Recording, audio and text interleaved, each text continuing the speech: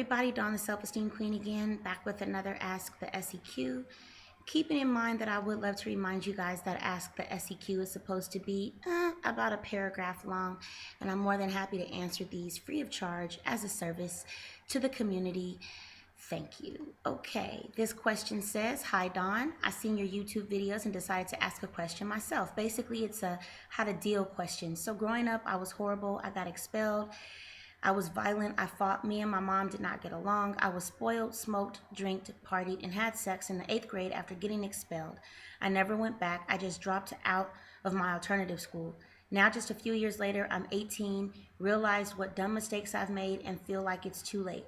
I'm now living with my fiance in a rent house. Me and my parents get along now, and I've cleaned up pretty well. Problem is, I don't have an education. I don't have a car. I don't have a job. I don't have a license. I feel as if it's too late. I'm, however, not lazy. I stay at home for my sweet man. I clean and cook and read, but that's not enough. I feel horrible and cry daily because of my lifestyle and not having an education. Going back elementary is clearly not an option. I'm so ashamed. I've had a job as a sales representative, but I recently had to quit because I have no vehicle. My office is an hour away, and I keep getting rides from people. Please, all I want is advice and comfort. I'm sick of myself, and I want to be more than this, and I don't want my kids to know me as a nobody.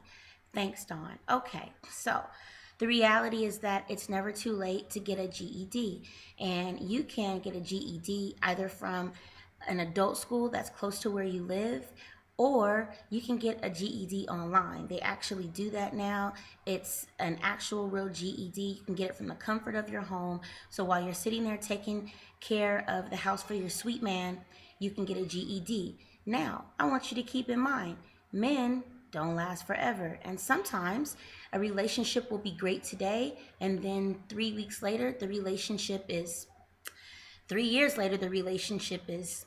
And so I think it's important, and I applaud you for taking the time now to really just ask yourself, what can I do to get myself together? So first of all, you need to put your big girl panties on, and you need to realize that, thinking about your past and the dumb mistakes you made in the past, when you don't know any better, you can't do any better. And in your past, you didn't know any better. So how could you do any better when you didn't know any better?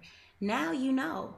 And the great thing is that you're not 35 sending me this letter saying, oh my gosh, help me because, okay, you're only 18.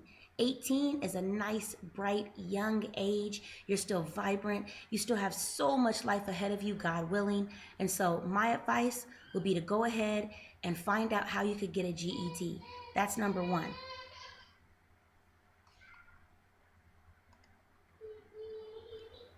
One more. Okay, sorry. Had to get my son really quick. All right, so I think that it would be advantageous for you to do the things that need to be done for you to become self-sufficient. I mean, I think it's great that you get along with your mom now. I think it's great that, you have somebody that loves you and cares about you. But what's even more important is that you love and care about yourself. And from the looks of this Ask the SEQ, you don't love and care about yourself. That, my friend, is what helps keep a relationship together. Because if you're with somebody, right, and all you do is complain about all the things you don't like, and oh, I'm not good enough, and oh, I'm not this, and oh, I don't have that, I don't have my GED, I don't have this, I don't have a license, I don't have a car, I can't keep a job. Do you think somebody's gonna wanna stay with you? You become the average of the 5 people that you choose to be around the most. And so if you choose to be around, right, people that are positive and you're negative, guess what? You're gonna be the oddball out. Trust me.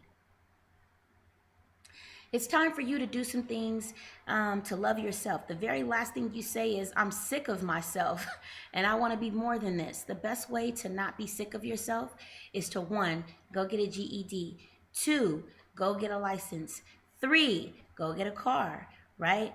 And it's very important for you to have just basic education, because it'll be really embarrassing for you to be in a work environment and you can't spell. You don't know the difference between there, and they are, right? There, THEIR, THERE, THEY apostrophe RE. two, and two. TOOTOTWO.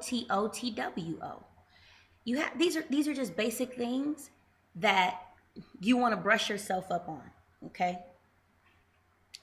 it's so important, right? It's so important that you know the basics of self-love, because without the basics of self-love, you can't honestly love somebody else. Even if that person loves you with all that they have, you can't love them back because you don't have the basics of self-love. So I would say get your GED. I would say stop thinking about all the dumb, crazy things you did in the past, because guess what? When you didn't know any better, you couldn't do any better. And now that you know better, you won't have that long to be sick of yourself, because you will be taking the time to work on, right, your education, work on becoming self-sufficient so that you can be a good girlfriend, so that you can be a good wife, and so that you can be a good mother.